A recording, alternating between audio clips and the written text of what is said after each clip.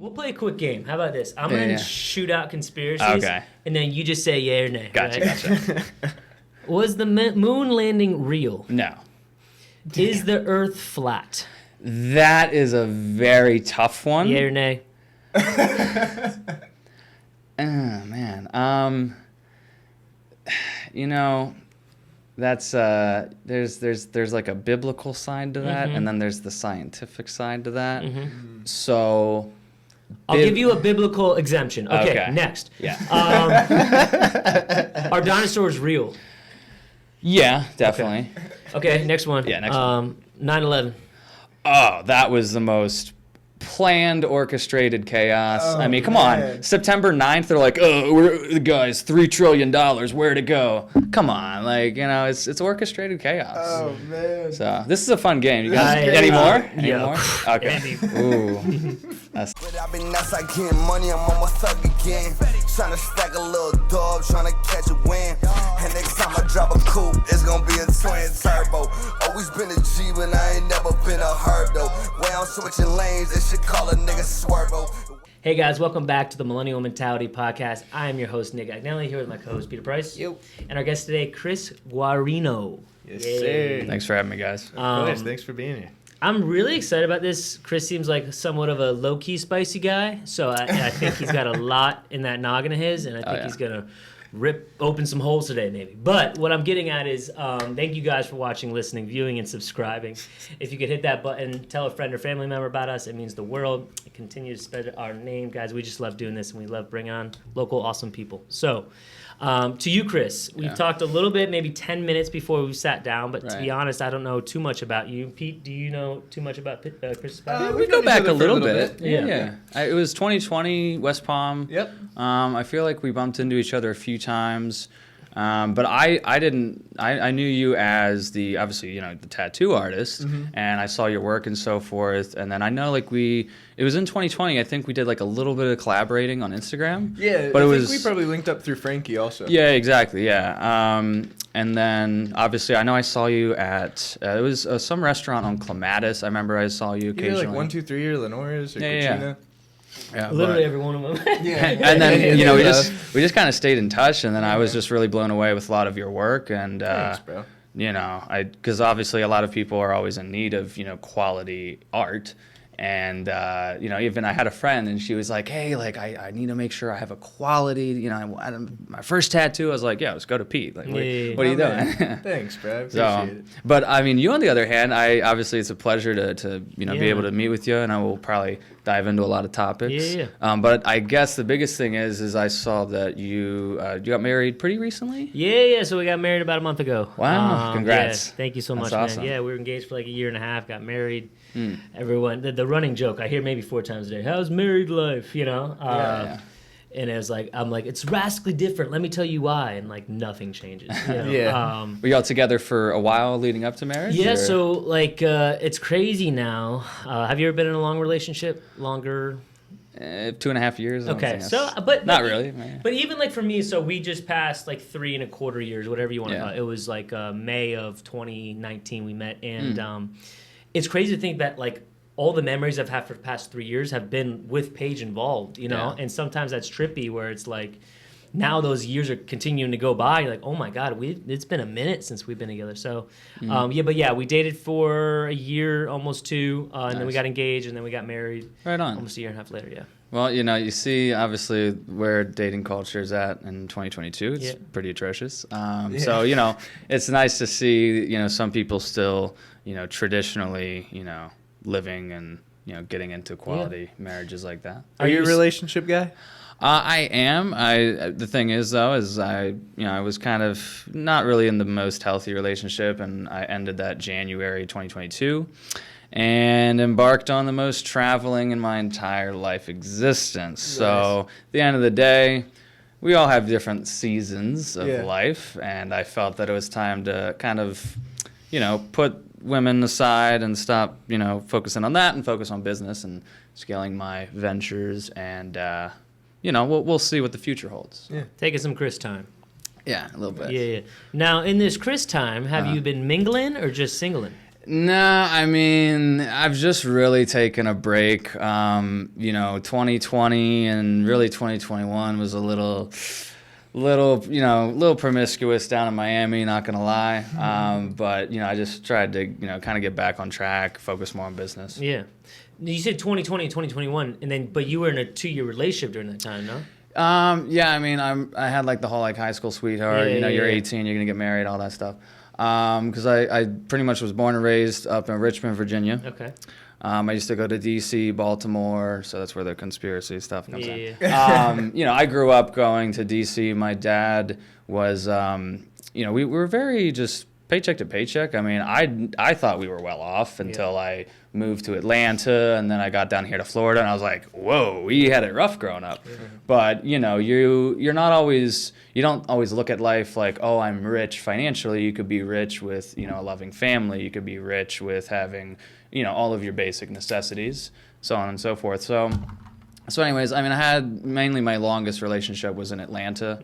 And then, I had one down here in Florida. But, now I'm just a lot more selective and, not going to drop standards just for like, oh, look at my boomerang with me and this chick. Yeah. And I think there's a misconception when, like, everyone thinks guys have too high of standards, that's why they're single. Their standards are unrealistic. Some guys' standards of a perfect girl are unrealistic, and, there is no one that's going to be perfect across the board. But standards also could be like, yo, this girl is okay with me traveling a lot for work and doing stuff. This girl is okay with me not going out on the weekends because I'm going to the gym or I'm traveling.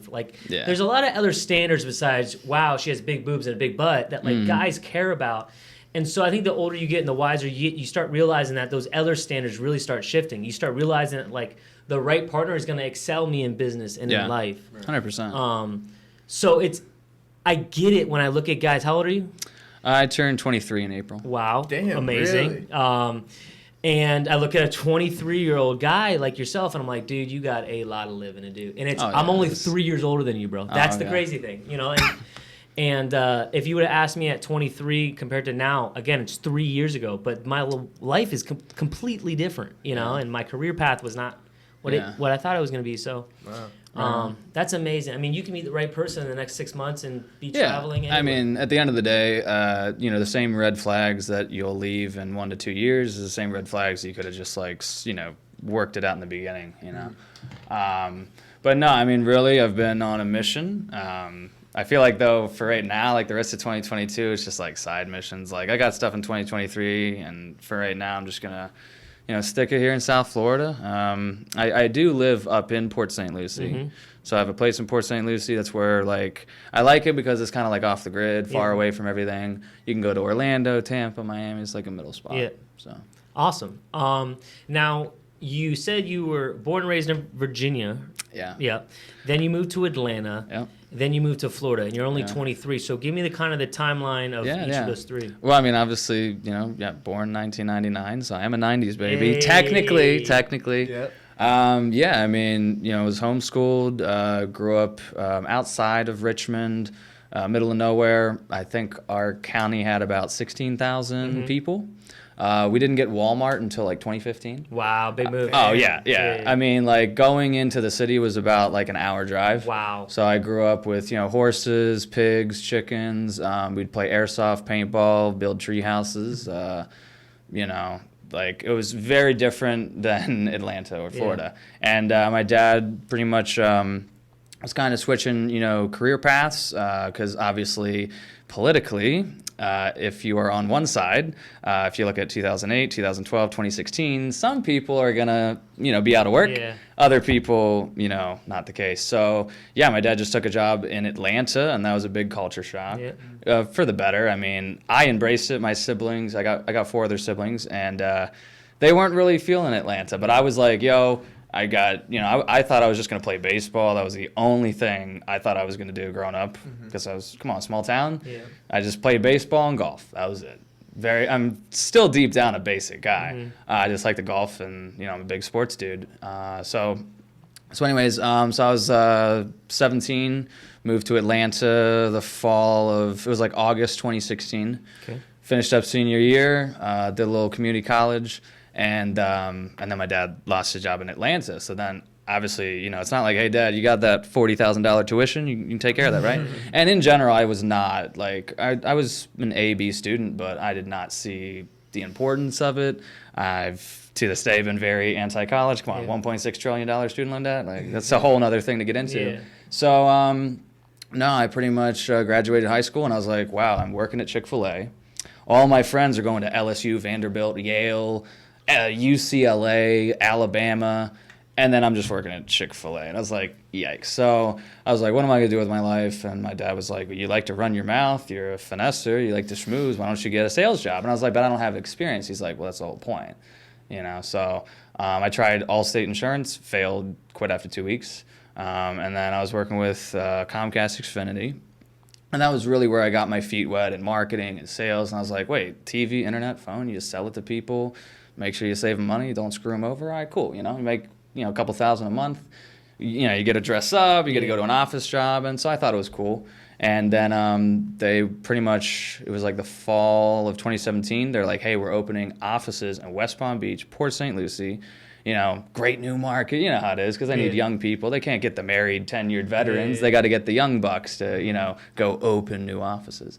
But I didn't think that. I was like, oh my gosh, Florida, yeah, let's go. Like I want to do something with my life. Yeah.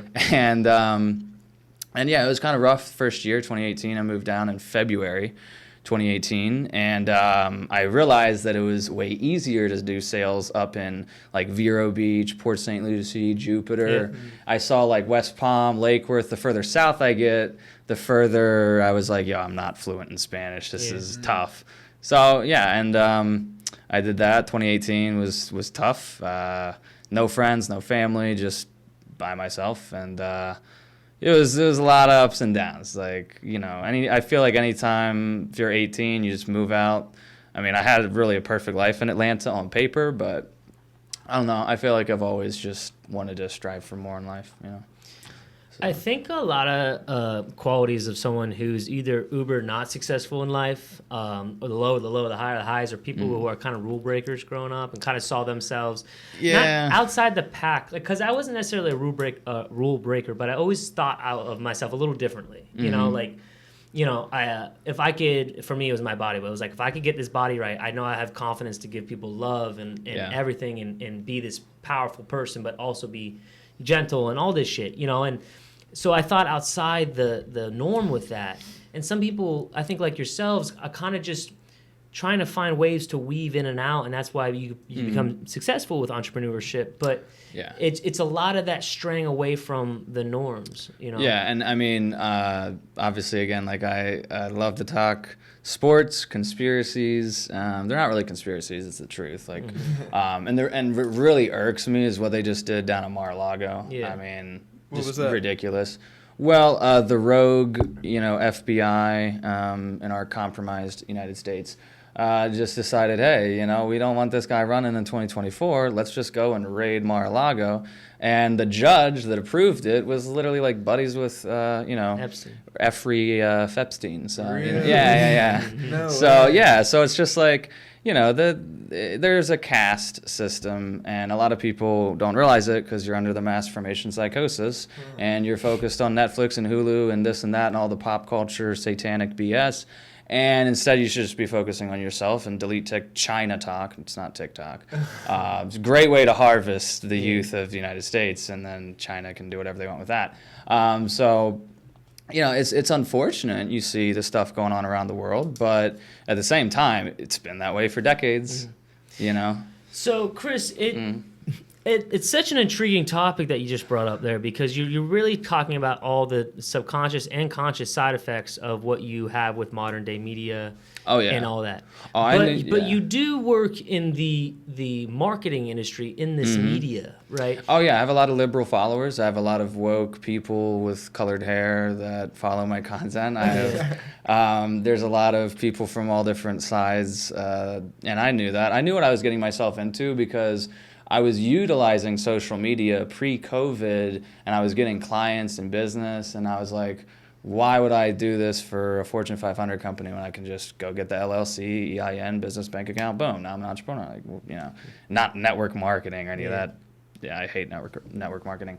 But no, I mean, I think that, everyone's really got to practice some serious critical thinking skills and, really analyze your environment and the people you're associating with, the content and the media you're consuming, because, it's a lot of self-inflicted stuff in our American culture right now.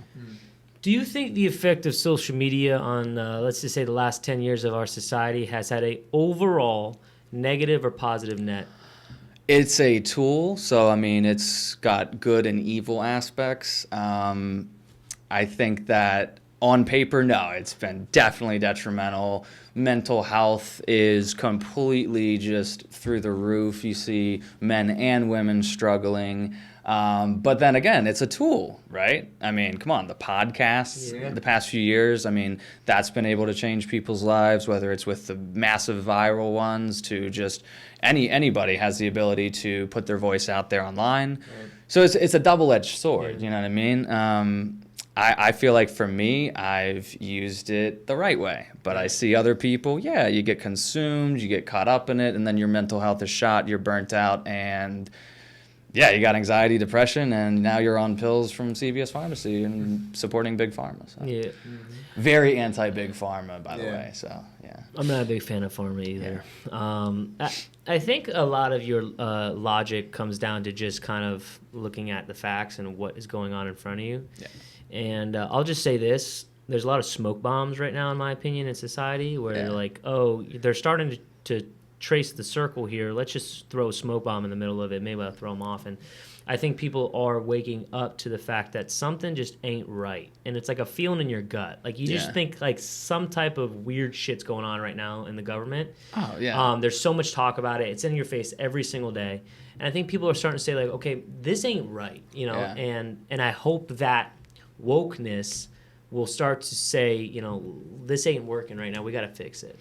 Yeah, I think a lot of people definitely, if you have not picked up over the past 2.5 years since the scamdemic, Great Reset, World Economic Forum stuff has been just implemented across society. And I feel like they only got like half the New World Order went through, but then it wasn't fully pushed through, you know what I mean? And so obviously if you're a Florida resident, we did COVID for 2-3 months.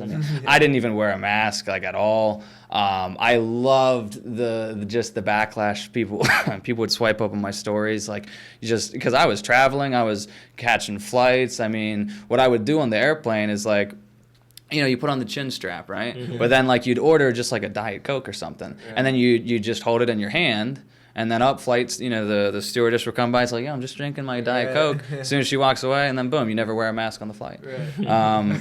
And then, I had so many people my grandfather died from COVID, Cris. You're a horrible guy. It's you know what? I'm sorry that you're just so blind to what's going on. Don't know what to tell you, but I got networking events and business to go to. So. Yeah. So it's so funny. It's not funny, but it's very psychologically interesting how just again the New World Order device. It's so powerful, but again, to answer your question, it's definitely social media has had a negative impact, but there's still positives to it. Yeah. Mm-hmm. I love you, Cris. But it just feels so like you make a living off of it. But if I didn't know you did what you did, I would be sitting here like this man has a Samsung flip phone and lives off the grid in Kentucky with a bunker. It's the whole goal. My whole end game is to retire from social media. I think everyone's end game should be figure out some way, whether it's your 9 to 5 and then you use that money and funnel it into a business or your passion. And it's there's a saying that goes your passion funds your lifestyle or something, or your business or your job will eventually fund your passion. It's one or the other. And I've even seen it with a lot of young people. Everyone has no idea what they're going to do for their career, what they're going to do for work. And but you're young, you're in your 20s. I've started businesses, they failed. I've started businesses, they've been successful. I can do that. I can't do that when I'm 33. I got 2 kids, a mortgage. How am I supposed to start a business when I'm in that season of life?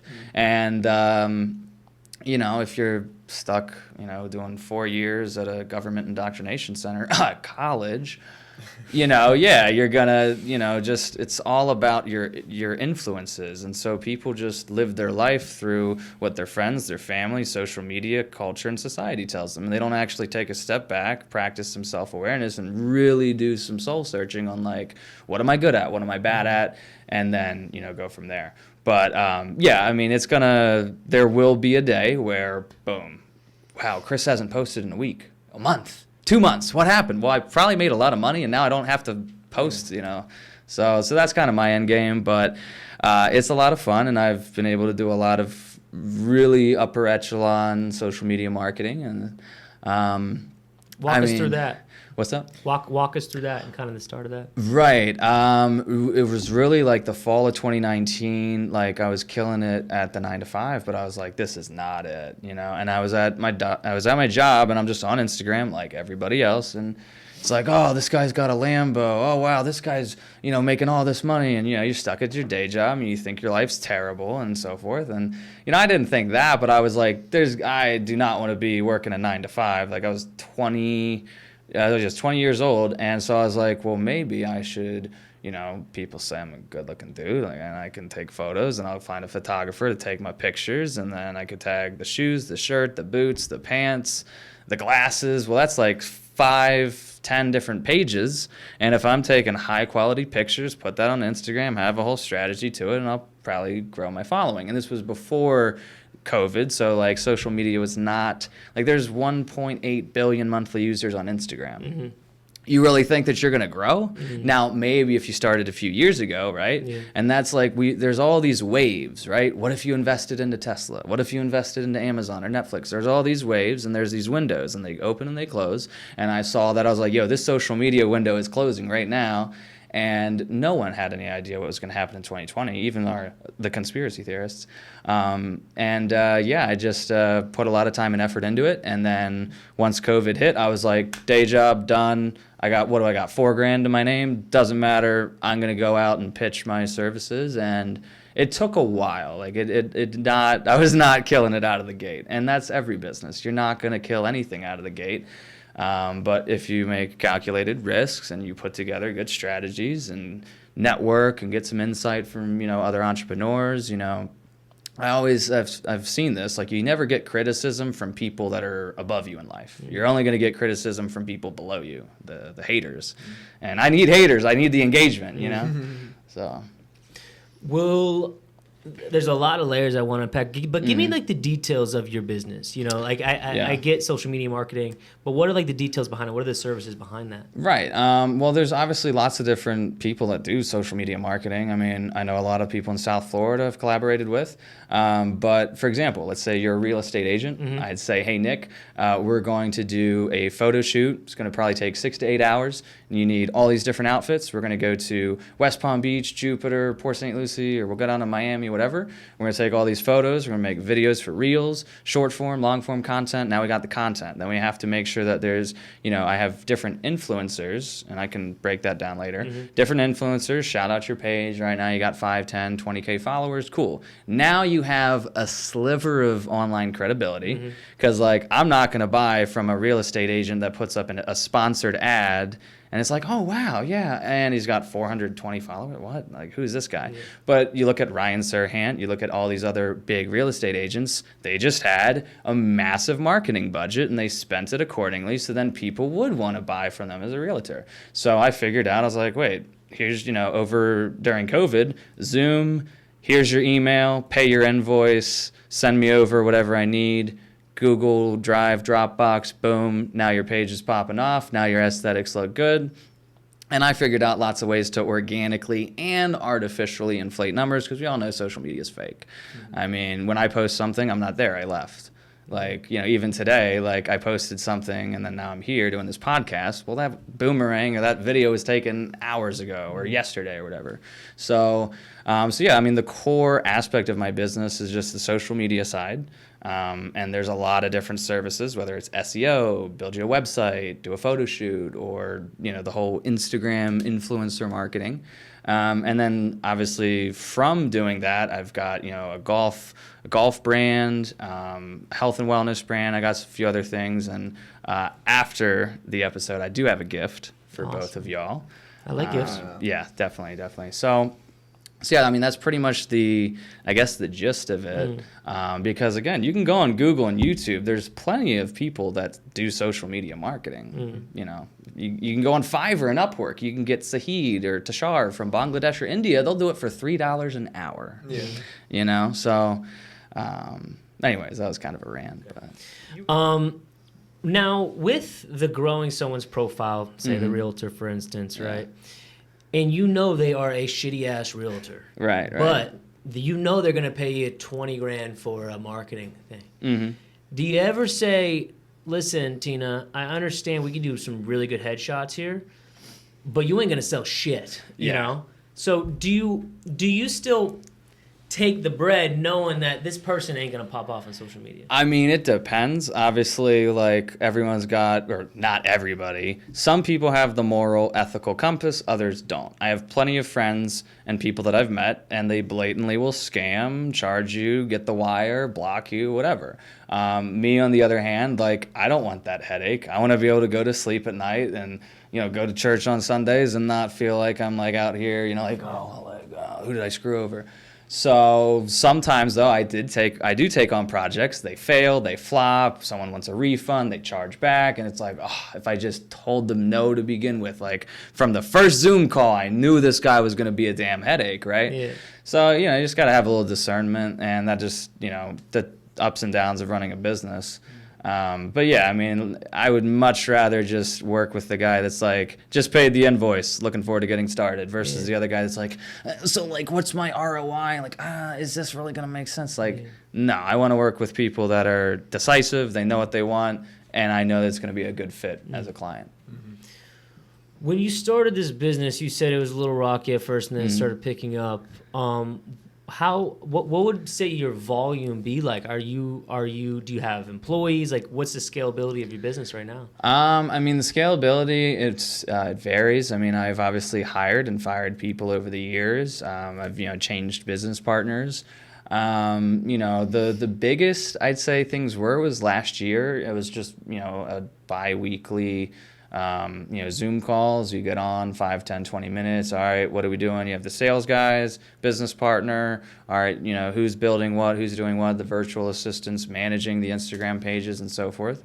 But I realized I was like, I don't want to do that. I want to be shaking hands, getting people to pay the invoices, but why would I go take the pictures when you use that budget to pay the videographer and the editor?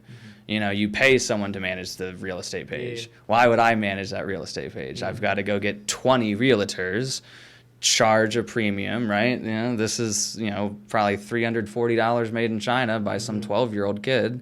And, you know, they have those little nets so they can't jump off. Yeah. Right? And then, and I financed it through Verizon, and it's like $1,300. Yeah. Why would I do that? Well, I see value in it, and Apple makes a profit margin. That's why they're a billion-dollar company. So everything's a profit margin, everything's a markup. I realized, I was like, why would I say, hey, I'll build your website for $300?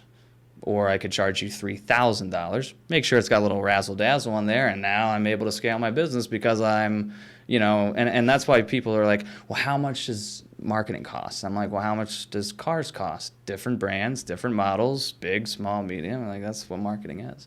So anyways. So you're basically my job as a general contractor, right? I'm building the whole project, but I have a bunch of subcontractors. Nice. You're basically subcontracting all of this work out. You're just the general contractor making sure the whole thing's going good. Yeah, I mean, a lot of people have called me like, oh, you're you're just doing productions, you're doing asset managing, and it's like, to an extent, because you can't, how would I scale a social media marketing company if I'm the one doing all the work? Right. You know, there's 168 hours in a week. You got to work, you got to sleep, eat, miscellaneous activities, and so there's only so much time in the day.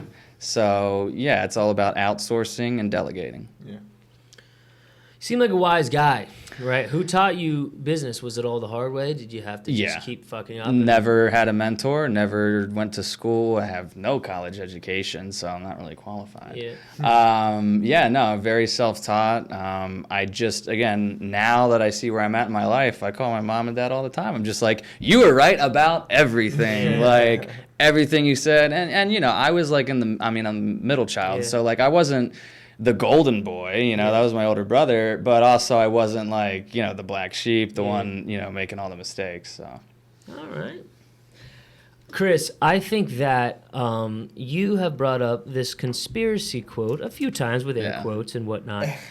Give me like your top 3 craziest conspiracies you all wholeheartedly believe in. Well, so the government conspiracies, remember, the government's here, and then there's just like all of this other stuff that society has no idea what's going on and so forth. Now, I've watched a lot of Alex Jones. I've watched a lot of documentaries. I've been to the House, the Senate, Congress, you know, the Capitol. I've never been to the White House, though. And I've never been to Mar-a-Lago. I really want to go there someday.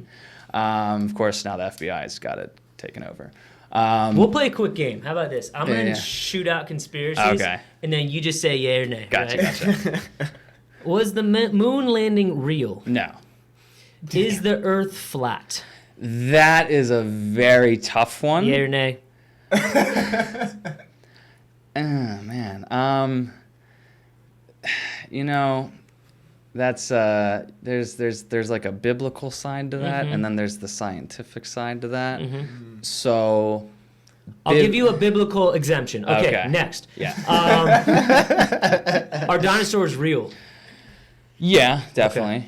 There is proof that the Ice Age and the flood and all that stuff, like I don't care if you're an atheist or an agnostic, there is proof that the Ice Age is real. There's proof that, the dinosaurs were here and all that stuff. But, you know, there's some conspiracies like the alien ones, the Antarctica. Like, no, some conspiracies are meant to just finesse and confuse people, but it's the government ones. Come on, CIA, JFK. There's a lot of stuff that is totally real and just, you just sweep it under the rug. You know, and okay, next one. Yeah, next one. 9/11.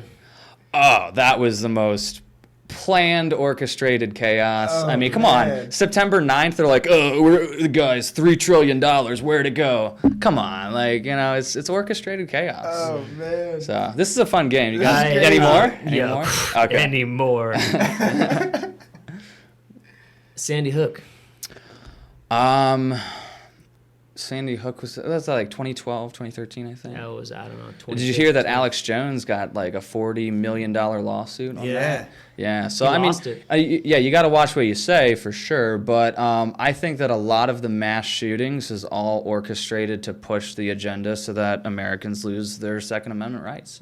And I mean, you want to talk about mass formation psychosis. I mean, people that are opposed to having guns just don't have a good IQ, and you're not going to have a good IQ when there's chemicals in the water, the food. I mean, the next real crisis is going to be, food shortages, and it's already happening with inflation. All continents and countries are all struggling, except China. They got plenty of food over there.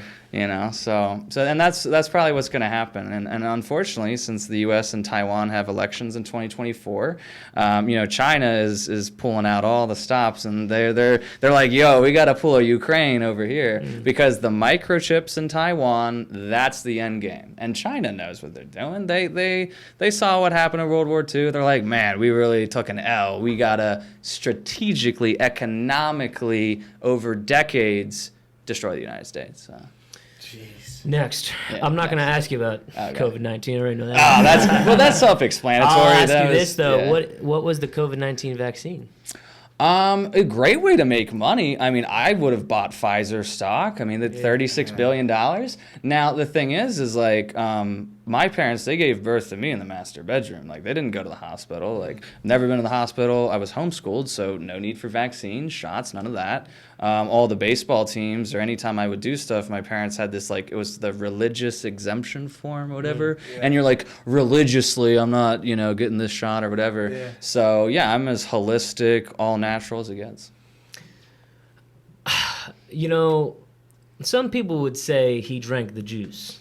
Now, it depends what juice you're drinking. And some people me gusta the juice. And some people would say, this guy is a Looney Tune. But what I'm saying is there's two sides to every damn story. And I'm not telling you where I lie. All I'm saying is, are raspberries real? Yeah, definitely. You ever seen a raspberry bush? Ooh, that's tough. Yeah. No, I get it. It's just a general thing. Birds, are they real? Yeah, definitely. Okay. Again, some of them are fake and fugazis, but there are real legitimate ones that are detrimental to society. And it's unfortunate that the middle class and the U.S. citizens are taking the hit, not, the rich, elite. So, because, anyways, continue. Cris, I think you are a very interesting individual. And I think, again, this isn't supporting one way or the other what you were talking about. I think that you are very passionate about what you believe in, but you're also very educated. You seem... I'd like to think so. Yeah, you seem to have... I'll ask one more, though. It just popped in my head. 2020 election. Yeah, he had like 400 electoral votes. No one in America really voted for Joe Biden. It was all an installed, sham. And again, you see it with big tech. I mean, I've been shadow banned insane. Like, I've had 20,000 story views, and I've had like 350 because big tech, big pharma, like everything is they kind of got, like, as George Carlin says, they got you by the balls, And that's another thing. George Carlin, comedian, I don't know if y'all familiar. Yeah. He literally, his comedy sets were just like talking about conspiracies, but he made it comical and so forth. But a lot of the stuff he was saying was spot on. But again, the media, oh, he's terrible, oh, he's crazy, and then he died, so, But I don't really go on a lot of podcasts because I just can't stand the small talk. I can't stand that, oh, we got to dance around, we can't talk about this or that. No, you can talk about anything, you just have to really be, A, confident, B, do your research, and C, you can't give a damn what people think. Like, I play both sides. Like, a lot of times for a few weeks, like, liberals will love my content. They're like, oh, he's at the Ritz-Carlton. Wow, so lavish. And then, boom, you slide in a conspiracy meme. You show support for Trump, and then it's like, oh, who's this guy, And, I've lost a lot of followers. I've gotten some very hateful messages in the DMs, but I don't care. Like, it doesn't faze me. Yeah. You brought up the Ritz-Carlton. You're at the Ritz-Carlton, like, all the time. Just a wee bit. Yeah, what's up with that? Well, I mean, so obviously Cesar Ritz in like 1894 opened the Ritz Paris, right? Now, how would he have a successful hotel? He had the Rockefellers, the Vanderbilts, J.P. Morgan show up for the grand opening. You look at nowadays, Dave Grutman, Groot Hospitality, they run Miami. Guess who showed up to the grand opening of his hotel? Kim Kardashian, Tom Brady, David Beckham. So if you want to market yourself, if you want to push your business, it makes sense to try to rub shoulders with the upper echelon. And I realized also that during COVID, the hospitality industry was devastated. Can't go on cruises. Hotels had all the crazy mask policy, like there was hand sanitizer every 10 feet, right? Yeah. So I realized, I was like, okay, if I want my business to work, I can't just be like all over the place. I need to niche down. And I realized I like to golf. And, Ritz-Carlton has some great golf courses. I like to travel. I never traveled as a kid. I mean, how are you going to travel with a family of 7, So I never traveled really that much. I went to like the Outer Banks in North Carolina. I went to Baltimore. That was it.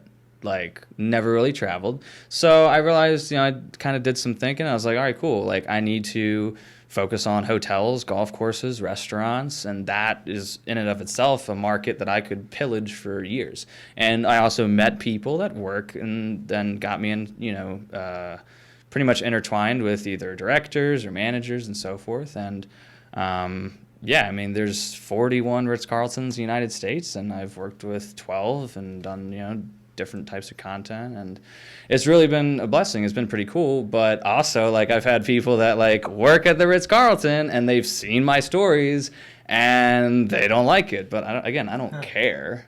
I don't care if someone views my stuff and is offended or they think I'm crazy or weird. It's like, I've got my friends and my family and my network, and they support me, and that's all I need. Yeah. Right? You hear the term, it's like, all you need is like 3 people and you can take over, the world. Yeah. So. I agree with you, and that's why I'm a real world person. Yeah. But you work in a social media game, so that's what blows my mind about it. Because I agree the same way. Like, the older I get, bro, you need like a solid, like, maybe 5 people in your life. Yeah.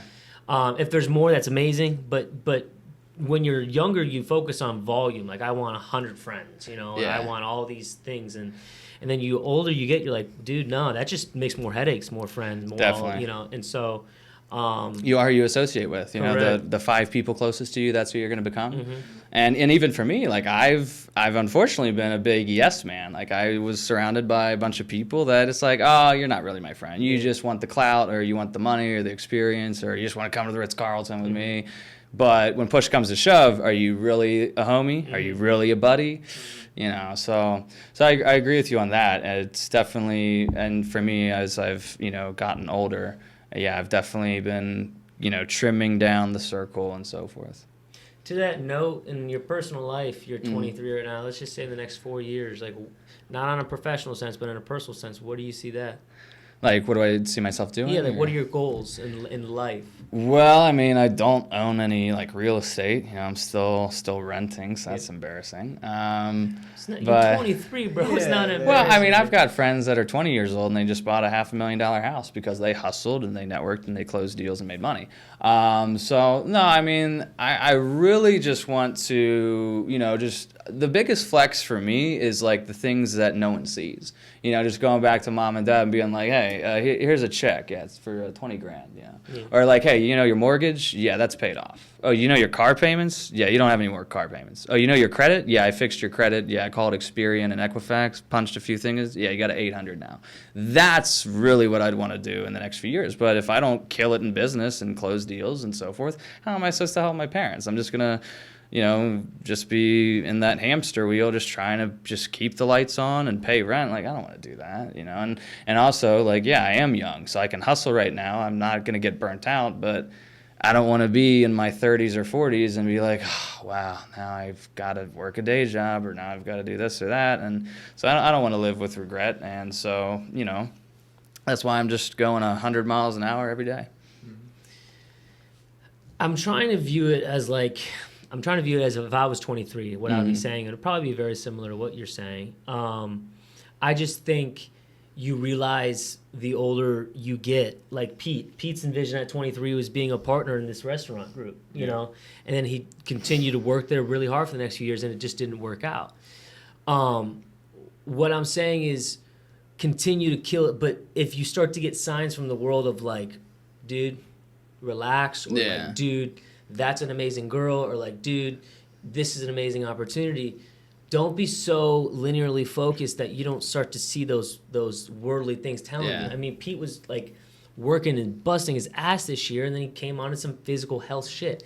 And let me tell you, from his mouth, like there's nothing worse than running yourself into the ground, and then and you got nothing, bro. So. Well, it's about staying grounded and rooted, and there's a few things in my life that help me accomplish that, no matter how much work or things I take on, which, by the way, I do hope you're doing good nowadays. I know that, man. You know, we had spoken back and forth, and you kind of told me, like, yo, I got, you know, a lot of, you know, health things, and I was like, dude, praying for you, hope everything gets back on track, and, I mean, we're here now, so you look good. So, thank you, I appreciate it. I'm doing okay. You know, health is wealth, as they say. Absolutely. Now, is there any, you know, questions that you feel like you always want to ask your guests that come on, or was there anything that you were just like, okay, I gotta grill this Cris guy on this topic, or I like the conspiracy game, but I don't know if the viewers, like, you know, you gotta watch what you say, you know. Okay, when you said earlier that you do these influencer things, and you said you get to that, I want to ask about that. How do you utilize influencers, and what effect does that have? Okay, so Instagram started off with Kardashians. If you have the wire information and if you meet the right people, you can just send a wire, and then Kylie Jenner, Kendall Jenner, Kim Kardashian, Khloe, whatever. It's kind of done through, well, I'm not going to say all of the people because that's, you know, you got to sign NDAs. But yeah, you just send a wire, and then boom, the username gets put on a giveaway. They post and they say, hey, we're giving away, you know, designer bags or $100,000 in gifts. All you got to do is follow these people, comment when you're done. Well, if you have 250 million followers, what do you think is going to happen to that list of those usernames? You're going to gain 100, 200, 300,000 followers organically.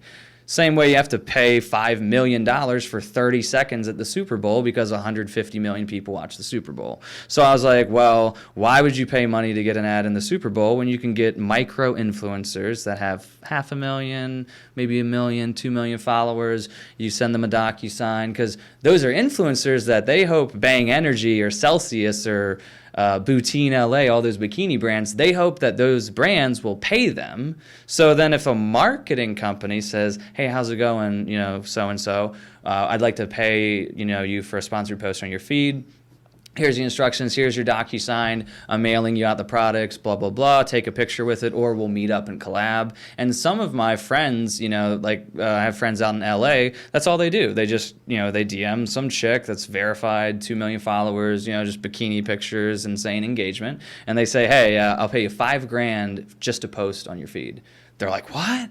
Oh my gosh, that'd be amazing, yeah. So they say yes. They show up, all right, you take a picture, you give away MacBooks, PS5s, iPhones, whatever.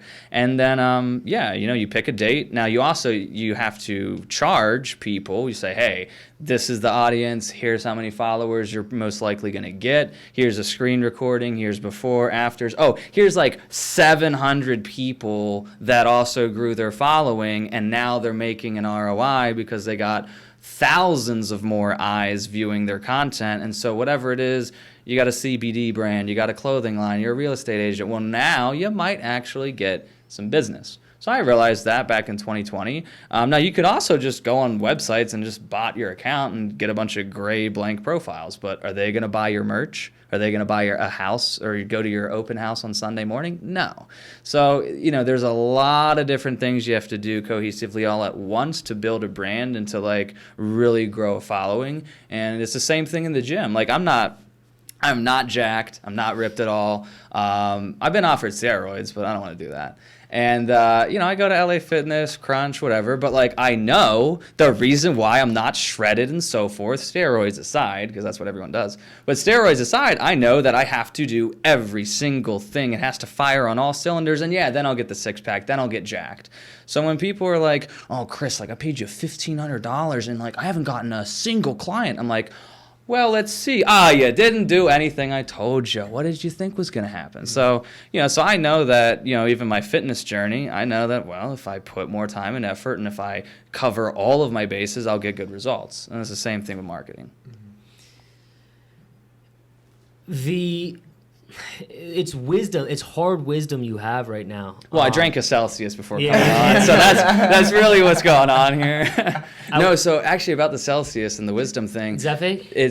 So Celsius has synthetic artificial B12 from cyanocannabin or some chemical compound, and so I did the research into Celsius, and it's so bad for you. No way.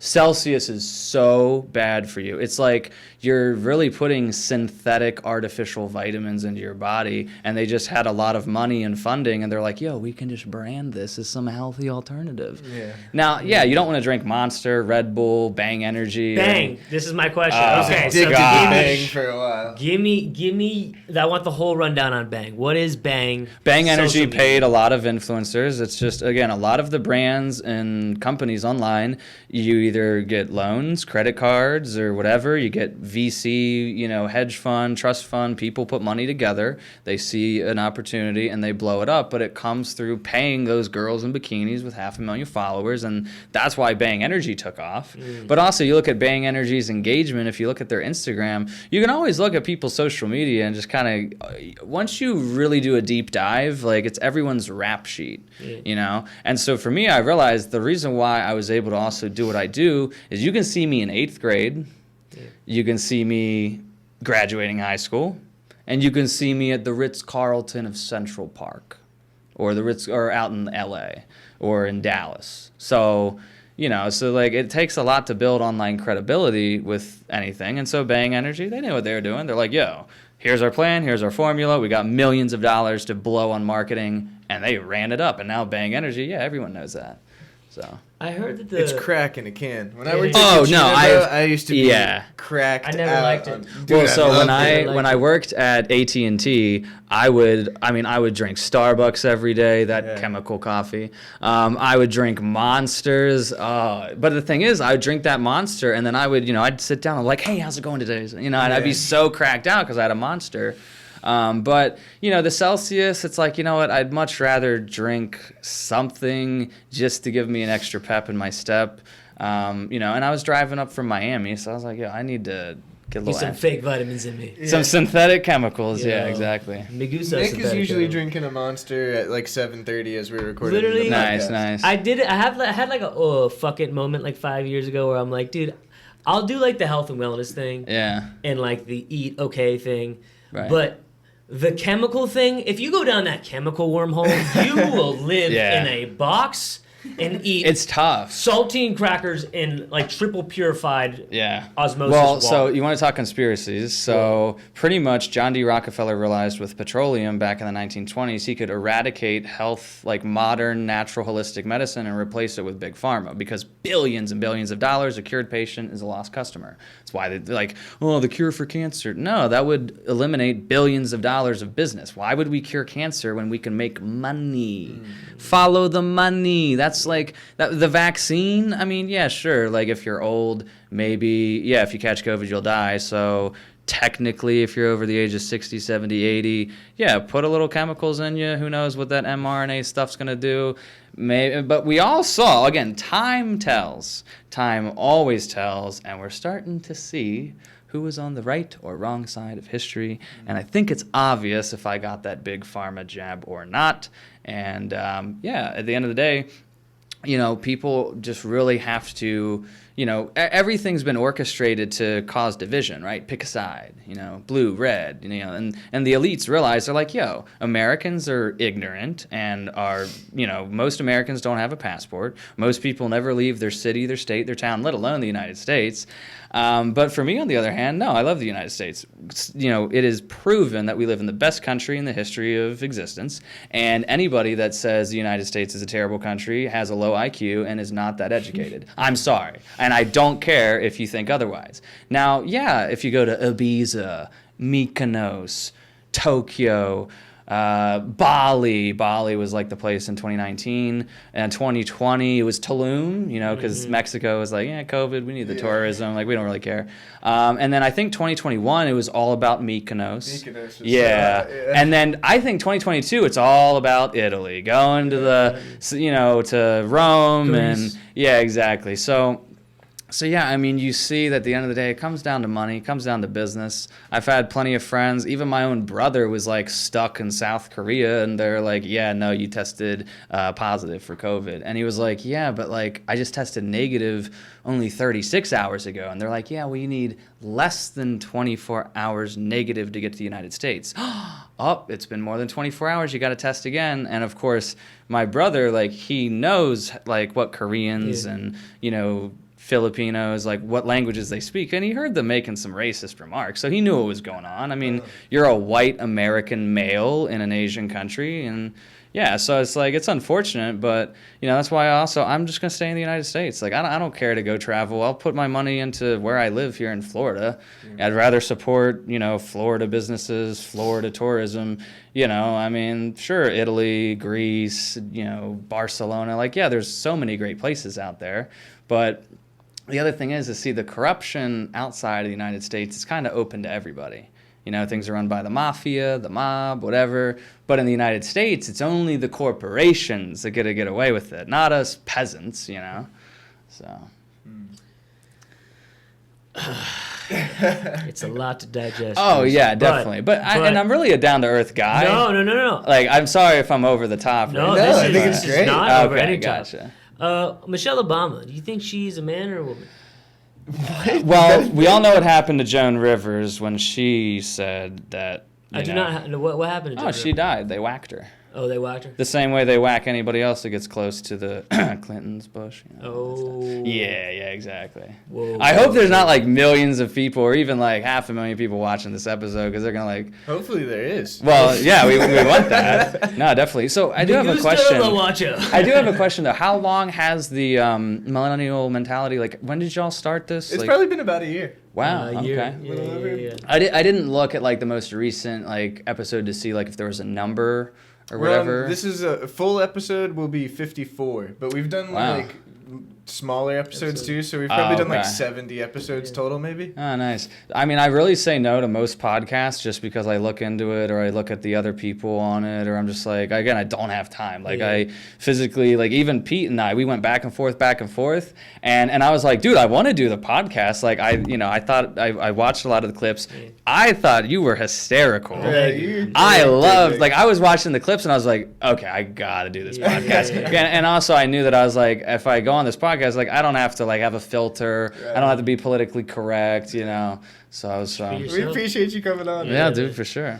All right. What's your opinion on OnlyFans?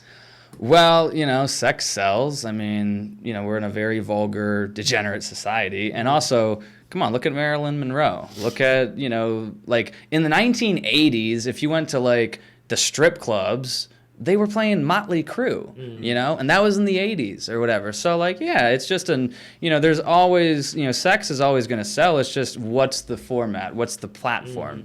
And the thing is like, obviously everyone nowadays sees that Andrew Tate guy, but what he did was, maybe it's not ethical or, you know, like the way you want to build a business, but he's like, yo, I'm going to get women to post themselves and then have like a dude manage and pretend to be the VA and siphon millions of dollars out of guys that just are virtually like, you know, oh, my wife doesn't blow me anymore, so let me talk to this girl online. And then boom, like someone's making money off that. So, but personally, no, I mean, myself, obviously I wouldn't do OnlyFans. Even though I think I could monetize that pretty well. No chance? You would never do it? Never do it? Would you be in an OnlyFans video, Cris? Like a POV video? Well, you know, the thing is like... are you throwing it like that? I mean, I go to a lot of Ritz-Carlton, so... Yeah. You motherfucker.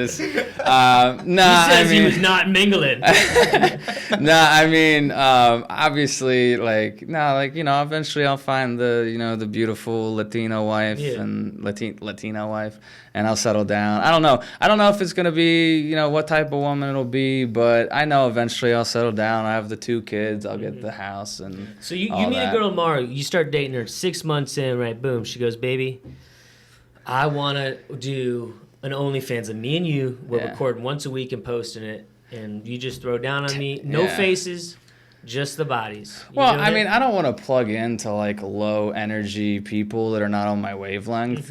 Personally, with that being said, well, the other thing is, it's not like I'm also like, oh my gosh, like, what am I going to do to pay the bills? Like, I got people after me. Like, how am I going to make money? What am I going to do? Then, yeah, like, if anyone's backed into a corner, you may go off course ethically. And there's nothing wrong with it. Like, everyone has their, you know, different sets of morals, or this is what I want to do, not want to do. But, yeah, personally, I just don't have a reason. I don't need to do it. Now, technically, if you are married, though... What's wrong with, you know, with the missus getting a little content, you know? So JoJo keeps talking about selling feet pics, and like she says it as a joke, but she's been saying it That's a lot ethical. lately. Hey, so if someone says a there's joke a market. She's been saying it a lot lately. At the end of the day, there's a market for everything. You know what I mean? Are you a feet pics guy? No, I don't care. No judgment. I don't care about that. No. We all got our fetishes here. She says it like a joke, but she's been making the joke a lot lately. Does she like when you compliment her feet and shit? Like is that like a She's got like funny looking feet in like a cute way. You think like cute feet? Does cute feet sell? You can monetize everything if you have good strategy. Yeah, I think it's possible. Would you be willing to market something like that? I have. Well, I've not done specifically OnlyFans. Yeah. Hypothetically speaking. No. So I've not done marketing for OnlyFans on that platform, but there's plenty of girls that, and it's funny. So a lot of girls actually, they just think like if they'll, you know, hook up with me, I'll just like grow their Instagram for free. And I'm just like, no. Do you know what I do for work? Do you see the brands I work with? No. I can send you an invoice and your sugar daddy can pay that and then I'll grow your Instagram. But no, I'm not going to, you know, just like, oh yeah, just, you know, bend over real quick and then, oh, now you got 10,000 followers. No, I don't need to do that. And this dick ain't free. No. This dick ain't free. But anyway, so there's been dozens of girls that they do OnlyFans. They see what I do and they're like, hey Cris, like how much is it going to cost? And for you to fuck them? No, not that. No, not that. But like just to grow their Instagram, and I'm just like, yo, I'm not hooking up with you. Like I'm way better than that. And even though you're a 9, still don't care. But I'm just like, hey, yeah, like if you have 50 or 100K followers and you're a good-looking chick and you're doing OnlyFans, if that's what you want to do, like, hey, here's your invoice. Like, let me grow your page. Yeah. Because remember, you got to pay bills. Yeah, right. Why not? Got to keep the lights on. That's great. You're a little suave there, Cris. Are you saying you're dancing with the 9s and 10s these days? Well, the problem, is I've met some women down in Miami, and Te gusta? well, the thing is, dude, like I understand the charade. We don't need to play theater here. And Miami, unfortunately, runs off of dick clout money. Like the moment there's one of those 3 things, if another guy or whatever is offering more of that, they're on to the next. And I've met girls that are verified, and you got 500,000 followers, and they are sometimes the most just despicable, rude, like people. Now, I've also met some other girls that like they do social media, they just post their ass all day, and yeah, they got a lot of followers, and they're a really cool, genuine, down-to-earth chick. But no, I've had my fair share of days down in Miami. Vegas. I've taken some L's in Vegas, unfortunately. So. I was gonna say. But yeah, I am very promiscuous. Well, not anymore. Not anymore. Okay. Back on the path of righteousness. Preach, brother. Remember, there's a Bible verse. We all have sinned and fallen short of the glory of God. So sinning ain't the only thing falling short. That was pretty good. Man. Now, on the influencer level, Yeah. I'm gonna ask you like 3 questions. I kind of want to rifle them off, right? Yeah. Who's the biggest influencer you ever met in person? I mean, there's this one girl, Champagne Rose. She's like verified 2.2 million. I mean, she just had like a lot of like just billionaires' money. Yeah. I mean, she lives at the St. Regis residence, which is anything St. Regis, like if you look at hotels, it's like you got 4 Seasons, Ritz-Carlton, St. Regis, and that's very creme de la creme. And even the Ritz-Carlton of Central Park, the day I left, I saw on their Instagram, Kim Kardashian just gets out of her car and just goes into the hotel. So I've never met them, and I don't care to meet, satanic people like that. But I've not really met, and I don't care to meet famous people. Like, that just doesn't do anything for me. And really, it's like I know for a fact the girl that I marry or the next girlfriend I get, she's probably going to be one of those, like, non-social media girls. Okay, and what is one influencer you met in life who you were pretty excited to meet, and then you met them, you're like, that's a douchebag? Trying to think. Tough one. Bryce Hall? No. Well, I mean, again, a lot of those guys, like, in general, most people just have no idea what they're supposed to do when they get 1 million followers, or how do they monetize it, how do they convert it, how do they turn it into a sustainable income. But no, I mean, I've not really, like, there's not someone that I immediately met and I'm just like, oh, look at this tool. Yeah. Because I think a lot of these kids aren't really douchebags, but they have this douchebag act, like this. Well, it's a character. Yeah, exactly. It's a show. Like, I even tell people, I'm just like, yo, tune in daily, the Cris Guarino show every single day. Very rarely will I take a day off because, like, the thing is, now I've been doing this for years and years and years. There's just so much content that, like, if I post, like, oh, wow, he's at this super fancy restaurant. Nah, that was a dinner from last week, actually. And I just didn't post it because it was super late at night and I wouldn't get good engagement. So I just, like, saved it for a rainy day, So, anyways, next question.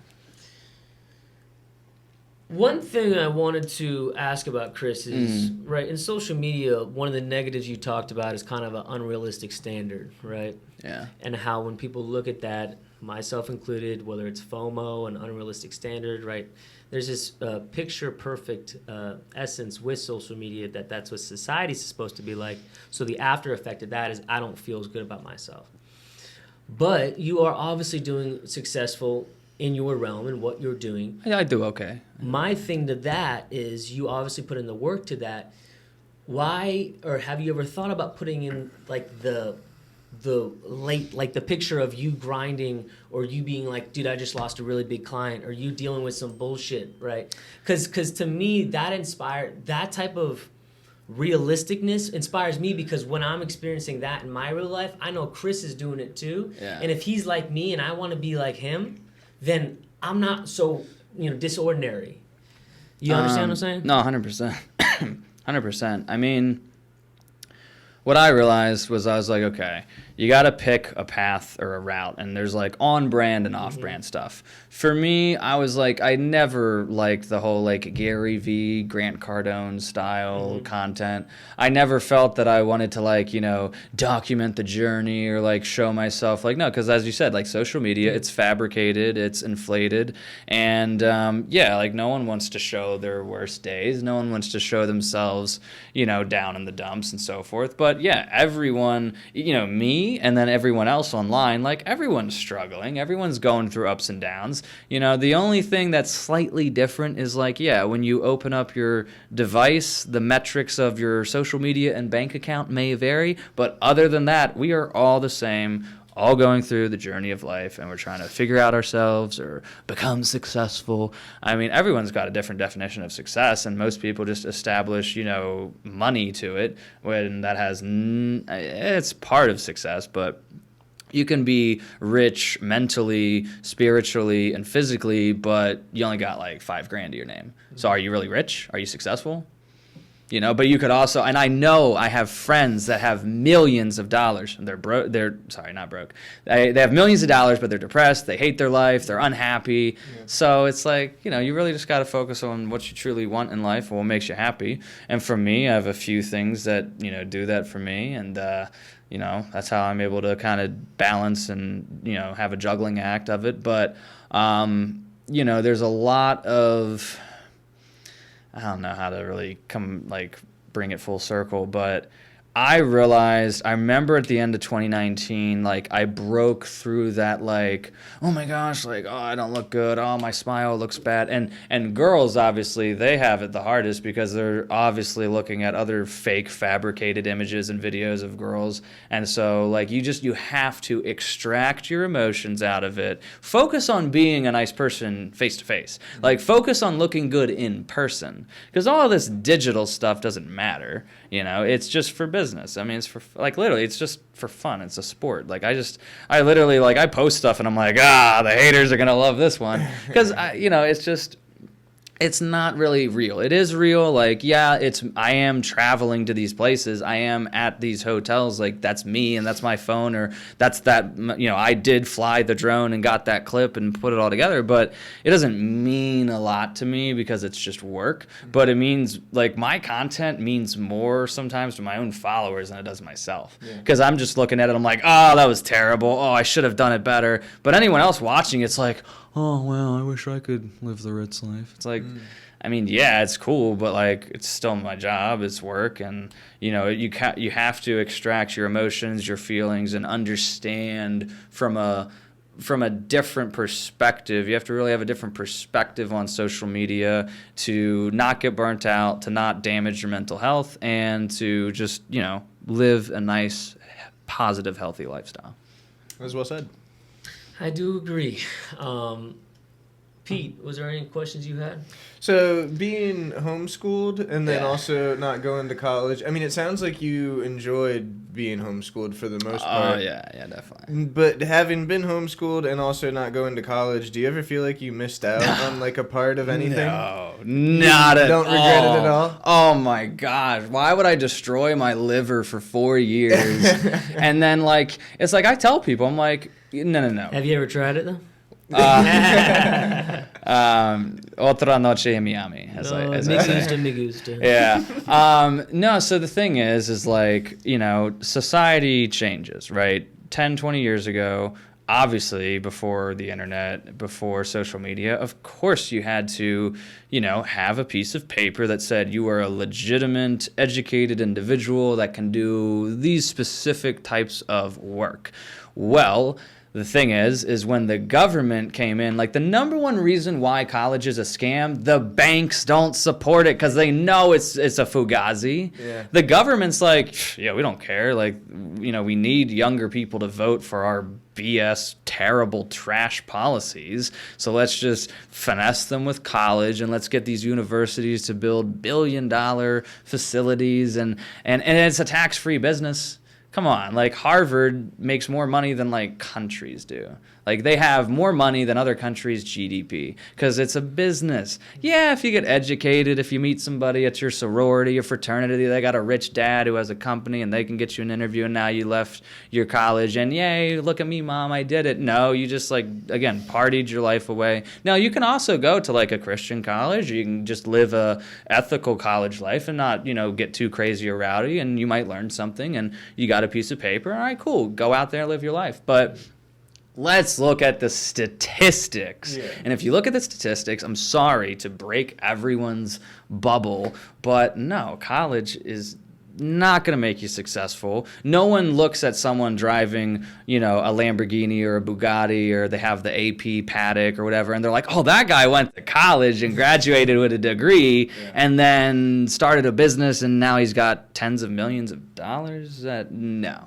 not really. So didn't miss out on anything. I feel like I just kind of it expedited my life, really. That's all that happened. And I feel really bad and sad for kids that are my age, even 21, 22, 23, 24. Right. You got $100,000 in student loan debt. I mean, I'm not trying to like down anybody that that made that decision, but like, come on, if you're 18, you can't start a business and get a $10,000 loan. But hey, you can go down to University of Miami and they'll give you that student loan real quick because it's a business. It's about making money, and it's unfortunate that the peasants, us middle class, have to take the fall. Yeah.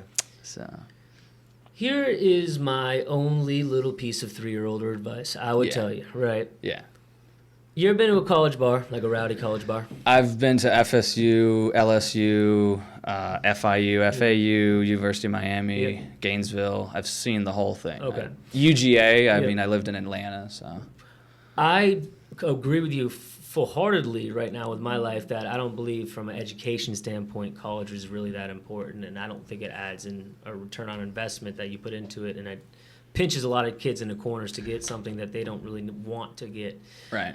But with that being said, in those formative years, I went through a lot of shit. I experienced a lot of shit. I was a fuck up. I was an idiot. I was this. I was that. But I was grateful in retrospect for that because I experienced crazy, dumb shit I did. Mm-hmm. But B, because it was like little lessons of, all right, don't push yourself to that. Or, okay, we step away from that, right? And so I'm not telling you to fucking go out and get fucked up on a 10-day bender. What I am telling you to do is, and I don't know if you consistently do it in your everyday life, but just experience as much as you can because you're 23, you talk like you're 35 in such a professional and good manner, Chris. Oh, thank you. I appreciate that. Don't be afraid once in a while to be that 23-year-old who just is a blacked out idiot, because that was me. Was that you at 23? No. Fuck you. I was managing Guarino when I was 19. You get blacked out, bitch. At 23, get out of here. So, funny story, I've only blacked out one time ever. 21st birthday. No. And it was at my own apartment, too. Okay. And it was with my friends, and they just kept giving me alcohol, and I was like, oh, it's my birthday. And then I just woke up the next day. So. Yeah. I've gotten blacked out to the point where I got dick strewn on my face. So, nice. Yeah, it's wait, again, drawn or like a real one on your face? Both. He doesn't know. I cannot confirm nor deny. Did I put myself in a position for a few dicks? Maybe. That was a joke. Chris, is there anything else you want to talk about tonight? Well, I mean, I just think that for really the people watching this, just practice some critical thinking skills. Surround yourself with the right kind of people. Really practice some self-awareness. Do some soul searching. Travel. Like, oh my goodness, you want to figure out your life? Go book a plane ticket, scan that boarding pass, and go see other parts of the country, of the world. Build out your perspective, build your worldview, and Yeah, I mean, I don't know. We really did. We almost like went over the cliff with the conspiracies at the beginning. We pulled back, baby. I got a nice leash on you. We did. Yeah, you're gonna look back and like, all right, we gotta clip this part, that part. That was fun. You know, we gotta cut that out. You know. What is the worst piece of advice you have ever gotten? Worst piece of advice was just like, you know, just. I mean, worst piece of advice was like playing it safe, stay in your comfort zone. You know, don't, you know, listen to what your friends and family tell you. You know, your friends and family, they love you. They know what's best for you. They've seen you grow up your whole life. The best person that can tell Cris Guarino what to do is myself. And then obviously, now that's very cocky and pretentious, and you can take that whichever way you want, but there's some truth behind it, you know? I mean, I just think it's sad that a lot, and again, especially young people, you know, it's like, oh, why'd you go to that college? Well, my mom and dad went there. They wanted me to do it. It's like, you're just going to live your life vicariously through what other people tell you to do? Like, why not do something of your own volition? Why not go build something or do some research or some, again, traveling and whatnot, and try to figure out things on your own and figure out who you are as an individual, not just like, oh, well, society says this, social media is telling me that, well, on TikTok, no. Like, and again, all of these things in our society, it's all by design. Well, folks, if you didn't get a little bit of prickly nipples on that episode, or, you know, a little juiced up, something wrong with you. Are raspberries real? Look it up on Google. I'm trying to get that going as a trending thing because It's our next t-shirt. yeah, are raspberries real? Raspberries are fake, y'all. Just stay woke. Listen, guys, thank you guys for watching, listening, viewing, and subscribing. We appreciate the love. If we have any new listeners or followers, guys, go back and listen to some of our stuff. Some of it's a little funny, a little fun, a little informative as well. So we appreciate your love, guys. We will see y'all next week with the Millennial Mentality. Peace. But I've been outside getting money, I'm on my thug again. Tryna stack a little dub, tryna catch a win. And next time I drop a coupe, it's gonna be a twin turbo. Always been a G, but I ain't never been a herb though.